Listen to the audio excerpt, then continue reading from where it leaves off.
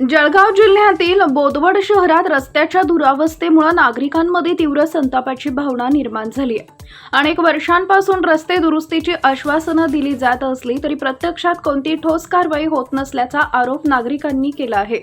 विशेषतः डॉक्टर बाबासाहेब आंबेडकर चौक ते शिवद्वार परिसरातील रस्ता खड्डेमय बनला असून वाहन चालक, विद्यार्थी आणि पादचाऱ्यांना मोठा त्रास सहन करावा लागतोय.